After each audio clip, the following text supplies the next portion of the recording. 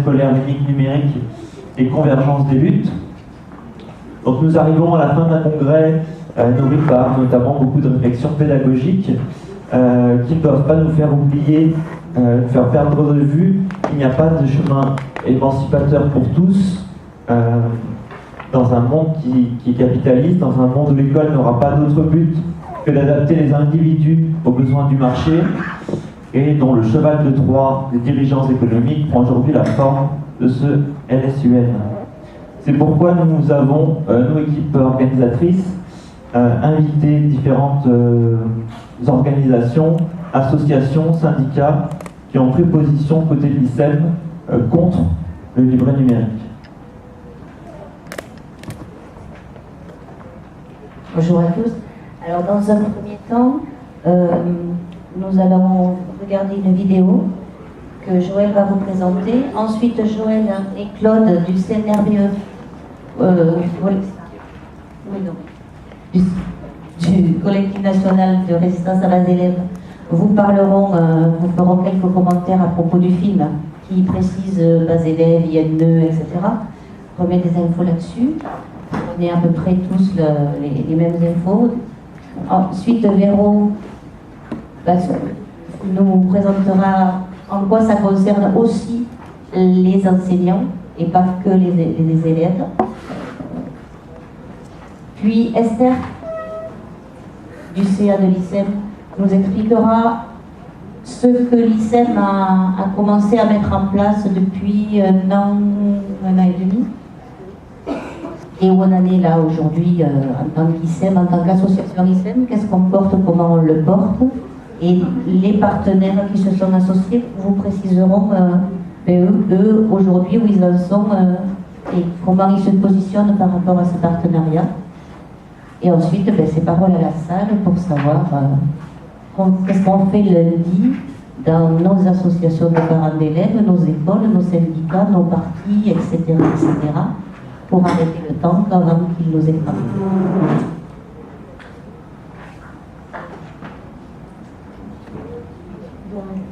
Bonjour. Nous sommes très heureux, je vais lire un petit peu parce que je suis très émue et ce sera plus clair. Vous me dites si vous m'entendez, si je place pas bien le micro. Nous sommes très heureux donc d'avoir été invités à participer à ce temps d'échange consacré au livret scolaire unique numérique. Non seulement parce que notre collectif s'est logiquement engagé dans la lutte contre ce nouveau fichier dès sa création fin décembre 2015, le 31 décembre, mais aussi parce que le CNRBE est lui-même né de la convergence des luttes de nombreux collectifs, apparus dans toute la France au fur et à mesure du déploiement du fichier base élèves entre 2004 et 2008. Des collectifs eux-mêmes constitués d'enseignants, de directeurs d'école, de parents d'élèves, d'élus, de magistrats, de syndicalistes, de journalistes, de militants des droits de l'homme, de psychologues, de citoyens de tous âges et de toute origine sociale, réunis dans une même lutte. Empêcher le fichage des enfants à l'école.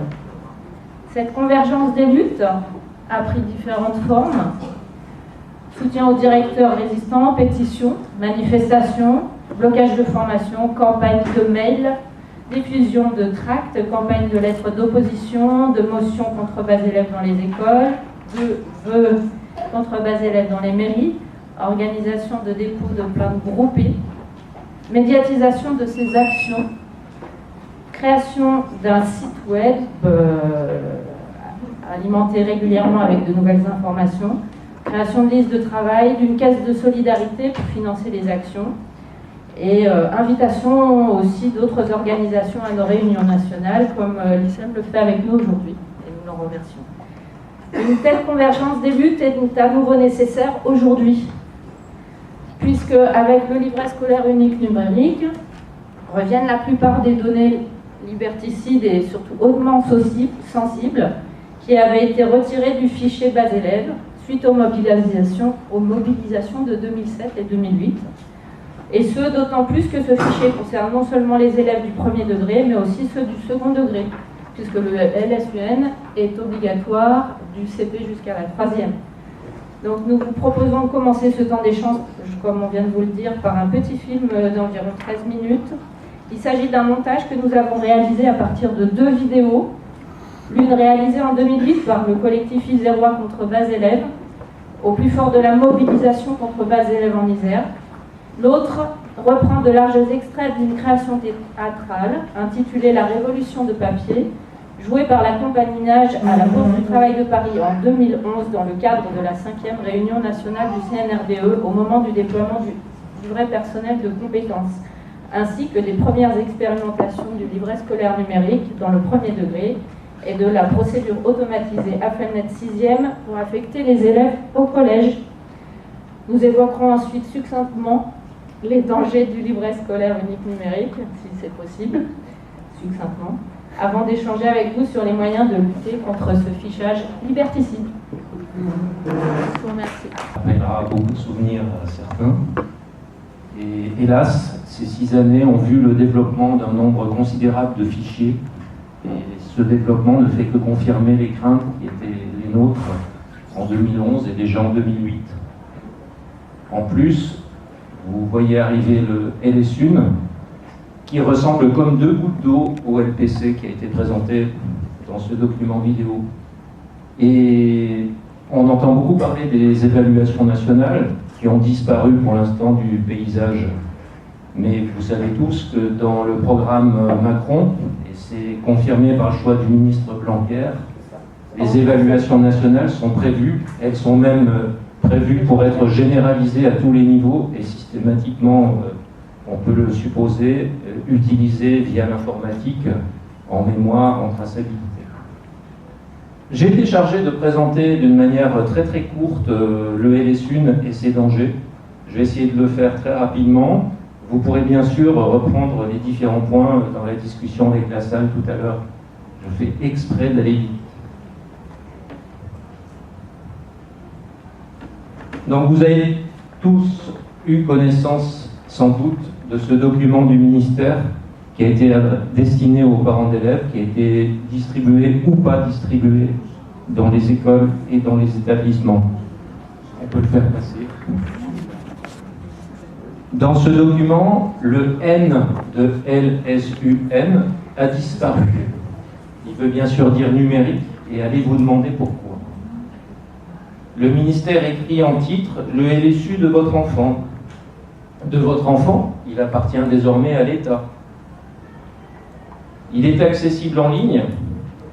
Bien sûr, on vante l'aspect pratique de l'outil numérique, mais on cache la dimension du fichage généralisé, car il s'agit bien d'un seul fichier national. Les bilans périodiques et bilans de fin de cycle, ok, pourquoi pas. Mais pourquoi remettre en cause la liberté pédagogique des équipes d'utiliser des outils choisis et souvent, surtout dans le milieu freiné, construits localement et artisanalement? Les éléments du programme travaillé, les échelles à 4 niveaux que contient le LSU, pourquoi pas. Mais vous savez tous qu'il y a beaucoup d'incertitudes dans les évaluations, surtout sur les acquisitions. Parle-t-on de concepts réellement maîtrisés ou souhaite-t-on une robotisation et quelque chose qui ne correspond pas à grand-chose? S'agit-il d'acquisitions dans la durée? Sont-elles transférables, etc., etc. Bref, le LSU n'est pas une réponse à des besoins réclamés par les enseignants. Il y a 8 composantes du socle commun qui sont détaillées dans le LSU. C'est une véritable usine à gaz qui nécessite théoriquement un gros travail d'équipe, une terminologie est souvent tellement nébuleuse, difficile d'accès, y compris pour nous, qu'on voit très bien que ce n'est pas non plus un très bon outil de communication avec les familles. Dans le domaine des affectations au lycée, il y a un grand affaiblissement de la dimension humaine de cette orientation, avec une quasi-automaticité. Tout cela ne peut pas s'effectuer sans base élève, bien entendu, sans SIEC pour le second degré, sans l'identifiant national élève. Alors les dangers principaux, c'est bien sûr le fichage national de données sensibles. Bien sûr, le ministère, dans son 4 pages, ne parle pas des données sensibles. Et pourtant, le LSU contient les éléments de suivi des élèves en difficulté ou à besoins particuliers. Ceci en totale contradiction avec les textes internationaux des droits de l'homme et des droits de l'enfant, puisqu'il s'agit de données sensibles concernant la santé, pour certaines. La sécurité des données, on vous dit qu'elle est assurée, mais elle est toujours théorique, elle est impossible à garantir. L'accès aux données est possible. Elle est déjà réalisée avec la loi de prévention de la délinquance, avec la loi sur les étrangers, les maires pour les uns, les préfets pour les autres, ont déjà partiellement accès et on ouvre une boîte de Pandore. Mieux, les GAFAM. Vous avez peut-être entendu qu'un haut fonctionnaire du ministère a décrété juste avant l'été que désormais il n'y avait plus aucun problème pour transmettre les données à Google, Apple, Facebook, Amazon, Microsoft, puisqu'il ne s'agit pas de données personnelles sensibles. Ceci a provoqué des réactions, certes. En matière de traçabilité, de déterminisme, de suppression du droit à l'oubli, de tri précoce, les enseignants freinés savent tous de quoi on parle. En matière de normalisation pédagogique aussi, puisque l'évaluation, qui devrait être un outil au service des apprentissages, devient une fin en soi, qui oriente les apprentissages, qui les appauvrit, avec du bachotage, et on parlait tout à l'heure des évaluations nationales.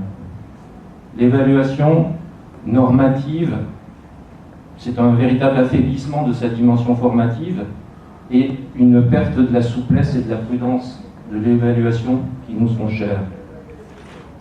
Le ministère parle d'une durée de conservation limitée, mais c'est totalement illusoire puisque les données vont suivre l'élève par les interconnexions avec les fichiers qui l'accompagnent tout au long de la scolarité, mais aussi tout au long de l'entrée dans le monde professionnel, puisque l'intégration dans le CPA, compte personnel d'activité, est prévue, en lien avec ce qui a été fort brillamment décrit par Nico Hirt hier, en lien avec la destruction du code du travail, puisque chacun va pouvoir se vendre sur la base de ses compétences, avec des contrats individuels. C'est le retour du livret ouvrier du 19e siècle, avec les moyens de l'informatique d'aujourd'hui. Hélas, ce qu'on a vu dans le document sur l'employabilité, avec un DRH qui a accès au parcours scolaire sur son écran, ce n'est pas du tout illusoire. Je terminerai en évoquant quelque chose qui est sensible à tous, c'est la chasse aux sans-papiers, avec l'utilisation possible du LSUN pour organiser des obligations de quitter le territoire français. Tout le monde comprend bien les dangers pour les enfants. Ce que les gens peinent encore à comprendre, ce sont les dangers. Les mecs, combien t'as vendu de Renault Capture, combien t'as vendu de Renault Modus, toi t'as vendu des Clio, bon bah c'est quand même moins bien, tu vas être moins bien payé, tout ça. Le LSU va créer ça. Alors je vais vous donner deux petites images. Alors donc il y a monsieur syndicaliste, lui il est parti en stage syndical 3 semaines, qui est remplacé par un contractuel qui n'a pas fait grand chose, la classe a pris le quart.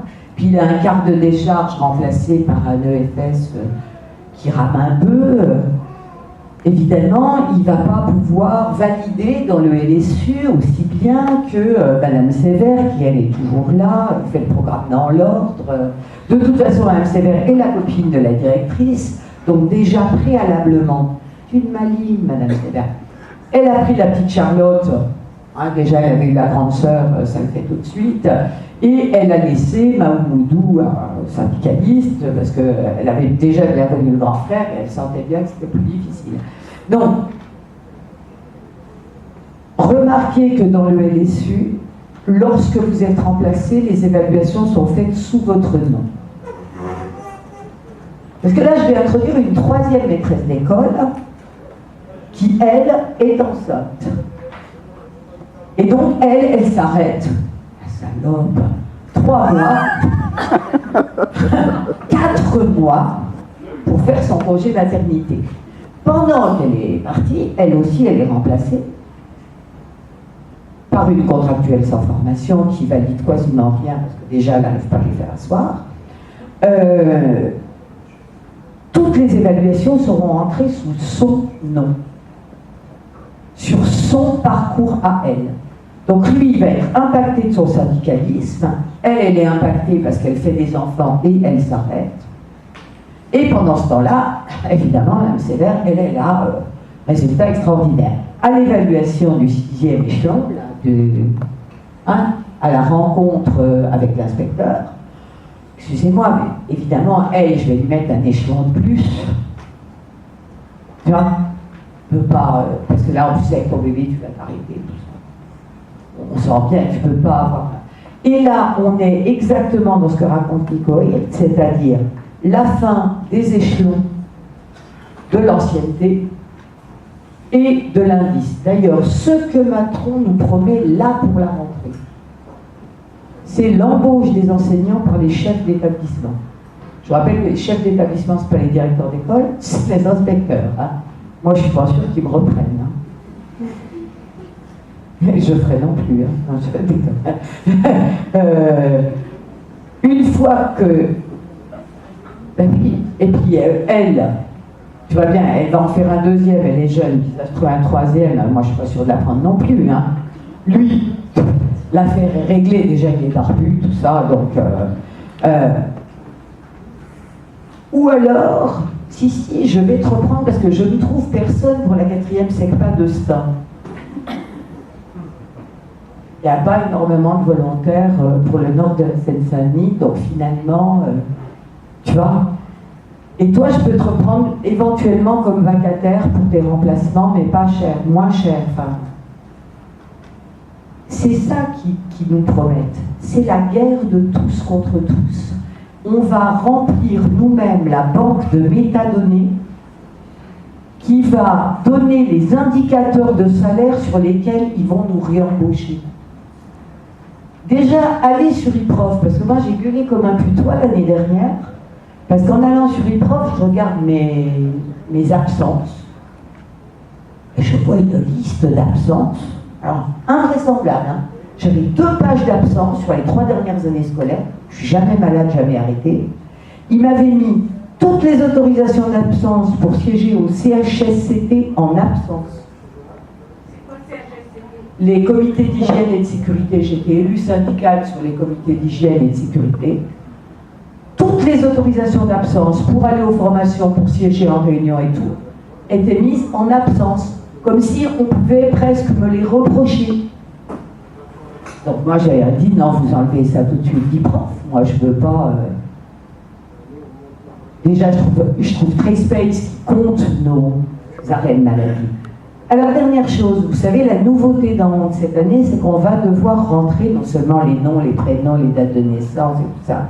Alors, il va falloir qu'on rentre les CSP des parents. Et alors je vais essayer de vous expliquer pourquoi on rentre les CSP des parents.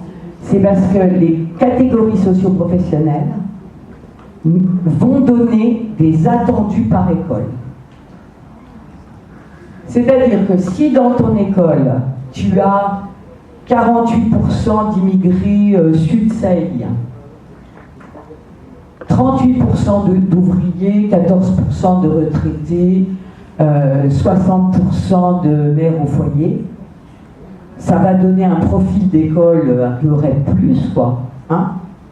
Et là, tu vas avoir des attendus bas.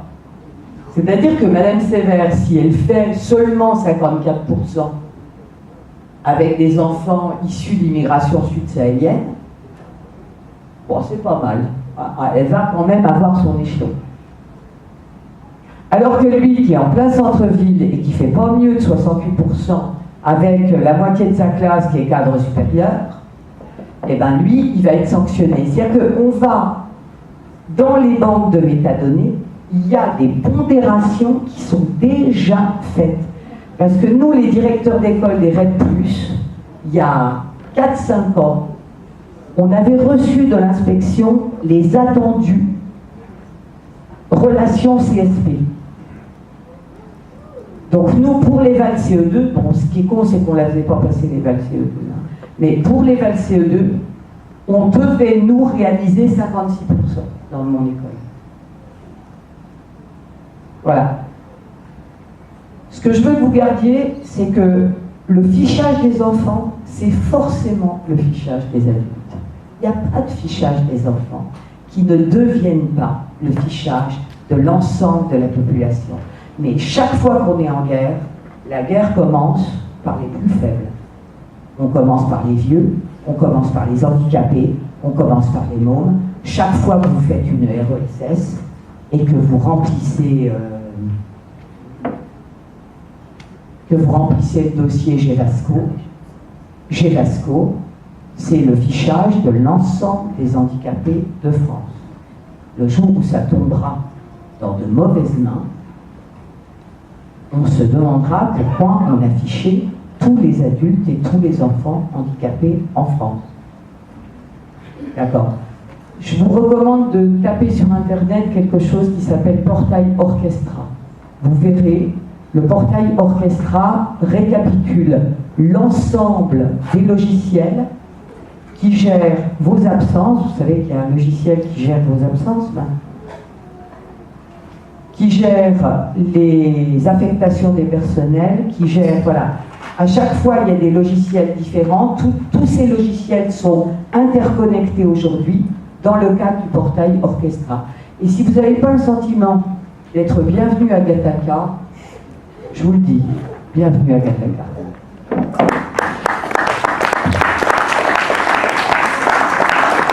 Par les Nations Unies, concernant les droits de l'enfant. Alors, l'article 36 dit le comité, c'est-à-dire le comité de travail sur les droits de l'enfant.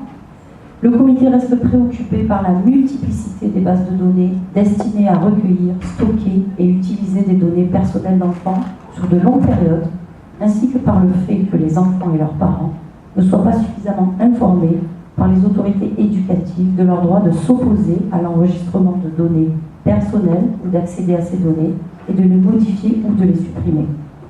Et l'article 37, le comité recommande une fois de plus à l'État de ne saisir dans les bases de données que les renseignements personnels anonymes. Il lui recommande également d'adopter des mesures nécessaires pour que les enfants et leurs parents soient dûment informés de leur droit de s'opposer à l'enregistrement de données personnelles, ainsi que d'accéder à ces données et de les rectifier ou de les supprimer. Voilà, ça c'est les Nations Unies en janvier 2016.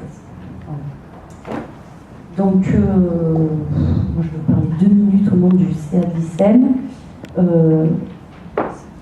Le groupe de travail qui s'appelle Chantier Outils à Annonay, en Ardèche, je crois, s'est réuni et a écrit une motion pour s'opposer au livret scolaire unique numérique. Et cette motion, je ne sais pas si tout le monde a pu la lire, elle est disponible sur le site de COPICEM. Je ne vais pas vous la lire parce que je sais que vous avez eu un truc. Et cette motion s'appelle « Retrait du livret scolaire unique numérique ». On a diffusé cette motion dans l'ICEM et hors l'ICEM et on a eu 9 signataires. Je peux vous dire qui c'est. Hein. Donc l'ICEM a signé bien sûr. La FIMEM, c'est la Fédération internationale des mouvements de l'école moderne. L'association Janusz Korczak qui lutte pour les droits de l'enfant, l'UNESCO, le lycée autogéré de Paris, le lycée expérimental de Saint-Nazaire, Sud, CNT, et dernièrement un syndicat qui s'appelle PASS 38. Je ne peux pas vous en dire plus sur PASS 38, je connais. Voilà, donc cette motion, on pensait qu'elle allait emporter un petit peu plus d'adhésion, on a été un petit peu surpris et déçus de voir qu'il n'y avait que ces signataires-là. Et pourtant, il nous paraissait important que l'ICEM se positionne pour bien affirmer qu'on est pour le retrait pur et simple de ce livret scolaire unique numérique. Et je crois que je ne vais pas vous en dire plus, sauf si Hervé, tu veux rajouter quelque chose pour le CA. Voilà. Enfin, pas forcément pour le CA, mais en tout cas à titre personnel. J'ai fondé une association de logiciels libres à Marseille. Donc j'ai été confronté à beaucoup de geeks et de codeurs et de gens qui comprennent vraiment les choses et des gens qui font des millions grâce à ce genre de données. Et quand les gars ont appris que nous, les instits, on allait ficher les gamins, le mec il m'a dit « Oh putain, comme c'est trop bon pour nous, quoi ». Et je vous assure, je n'invente rien, quoi. Les données qu'on est en train de rentrer à l'intérieur de ce truc-là, c'est vraiment du fichage. Là, on en parle, mais on en parle encore un peu dans un truc passéiste du fichage qui permet de contrôler. Mais à l'heure actuelle, il y a des algorithmes prédictifs on y est tous soumis, vous savez, hein, les pubs pour le Viagra, moi j'ai des pubs pour la perte de cheveux sur Facebook, des trucs comme ça. Bon, ça marche pas trop, hein, mais là, oui, la pub ne suffit pas, effectivement. Ah, il faut que j'achète. Donc, dans le meilleur des cas, en gros, on est en train de ficher les gamins pour qu'ils deviennent des consommateurs. Dans le pire, c'est qu'on est en train de les ficher comme organes de contrôle. Voilà. Donc moi, c'est quelque chose, ça fait un peu catastrophiste. Hein, tu parlais de Gattaca, moi je crois que c'est encore pire, quoi. C'est une catastrophe, et moi, pour mes gamins, je suis un peu ému parce que pour mes gamins, j'ai pas envie, dans 40 ans, qu'ils me disent pourquoi t'as fait ça?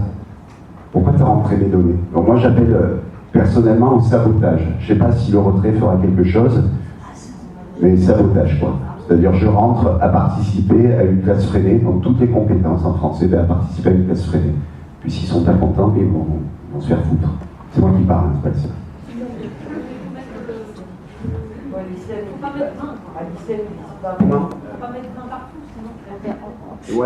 Ouais, mais sabotage des données. On va donc laisser la parole maintenant aux deux invités. Comment? Une minute chacun, ouais. Désolée, mais déjà nous avons Je m'appelle Guillaume, je suis à la scène éducation. Je vais vous dire en une minute que tout ce qui s'est dit ici pendant une semaine n'a rigoureusement aucune chance d'arriver dans vos classes si ce livret, cette merde qu'on n'appellera pas le Elson, ce livret est généralisé et s'impose comme ça a l'air d'être bien parti, puisqu'il est rigoureusement incompatible avec toute la pédagogie qui est mise en œuvre par les collègues qui sont présents ici pour cette semaine, et ou alors ça sera le fait effectivement de quelques martyrs glorieux. Il ne me semble pas qu'à l'ICEM, la vocation de cette organisation, ce soit de se cantonner à des pratiques marginales. L'idée de l'ICEM, c'est une pédagogie populaire, émancipatrice dans l'école publique, qui touche le plus grand nombre.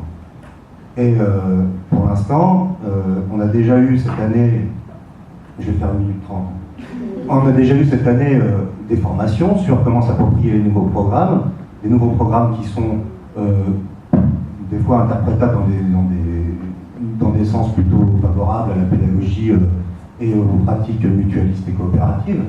Et on avait des inspecteurs qui disaient, mais expérimentez, faites du transversal, et on avait des collègues qui disaient, mais ça rentre pas dans les livrets de compétences, là. Et précaire, si on s'en tient à ces dernières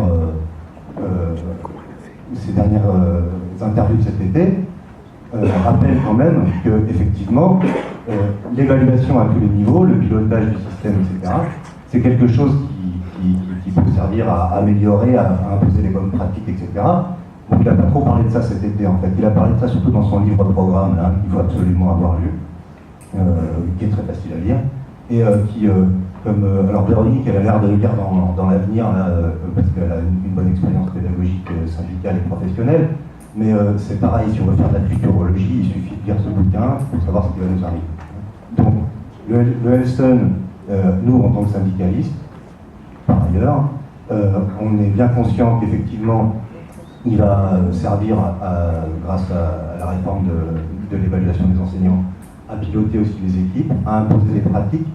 Et les programmes, ils sont obsolètes, puisqu'en fait, le système de ce qui se passe dans les classes, il est piloté par les compétences qui sont à enseigner, il est piloté par l'évaluation. On peut mettre tout ce qu'on veut dans les programmes. Si on nous impose des compétences à évaluer, ce sera les compétences qui seront enseignées à un certain rythme et d'une certaine manière, et tout le monde le sait. Et pour les perspectives de lutte, c'est justement la question qui nous intéresse maintenant en tant que syndicalistes, nous, c'est que sans l'ICEM, là par exemple, on n'aurait pas réussi peut-être déjà à réunir les structures hostiles à ce fichage dans une même dynamique, mais maintenant il faut évidemment amplifier la dynamique en prenant conscience des dangers et en faisant en sorte d'enrôler, on va dire, l'ensemble des gens qui sont concernés par ce fichage. Donc, ici en Isère, on a un collectif qui regroupe des syndicats et des mouvements pédagogiques. Et ce collectif vous propose, on fera passer ça certainement sur la liste internet, un kit de réunion à destination soit des parents, soit des collègues, pour animer et proposer auprès des collègues ou auprès de vos parents d'élèves des présentations pour sensibiliser et construire la résistance à ce truc.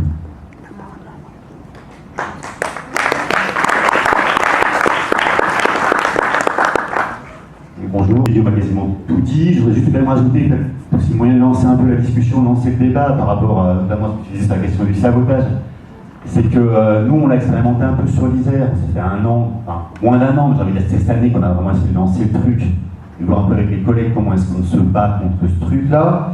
La question du retrait, bon, c'est pas une évidence. En attendant, les questions qui sont posées à nous cette année, moi je suis en secondaire. Donc la question du boycott, c'est pur et simple, c'est qu'au final très compliqué. C'est-à-dire que nous, cette année en secondaire, on ne pouvait pas boycotter purement simplement le Sud, puisque c'était l'orientation des élèves de 3e qui était directement fait à partir des données rentrées dans le livret. C'est-à-dire que de ne pas donner de boycotter complètement, empêcher tout simplement l'élève d'être orienté. Donc c'est évidemment un vrai piège. On parlait de aussi Brodé, mais c'est aussi Brodé qui était sur cette base-là. Donc c'était absolument impossible de ne pas avancer. Donc j'ai envie de dire, la question du sabotage, elle s'est posée pour nous de manière évidente, nous ne pouvons pas remplir. Dans mon établissement, on a saboté. On a mis 3 4 à tout le monde. Le maximum. Très bien, taux d'orientation gigantesque, le brevet 100%, très bien. Pour un bailleret, franchement, on a eu le taux historique. Mais j'avais dit à quelque part, le problème, c'est que cette année, ça ne va pas pouvoir se refaire de la même manière. Donc on a réussi à le faire l'année dernière parce que d'abord, on a pris un peu par surprise l'autorité, parce que les collègues étaient encore dans une dynamique selon laquelle on est sur le début, on commence à dire non, mais il va falloir ensuite faire péter ce truc-là. Et la question du boycott, comme du sabotage, moi je vais finir là-dessus, c'est pour ça que c'est bien qu'on se voit là, et c'est bien qu'on ait le temps de discuter, c'est que si on n'arrive pas à lancer dans l'année qui vient, et c'est bien maintenant, c'est pas dans 2 ans, c'est pas dans 3 ans, un vrai mouvement national, unitaire, de refus, nous on va pas la refaire la même l'année prochaine. Et on fait partie des petits envies avec des établissements dans le mien, on était le plus radical sur la question sabotage. On va pas la refaire dans 1 an, on va faire un poste, c'est bien marré, voilà, très bien, nos élèves aussi sont bien marrés, mais voilà, on va pas le refaire. Donc la réaction du sabotage, elle ne pourra pas résoudre. Voilà, ce qui est le fond du problème, c'est comment on construit un rapport de force pour faire péter ce truc-là de façon complète.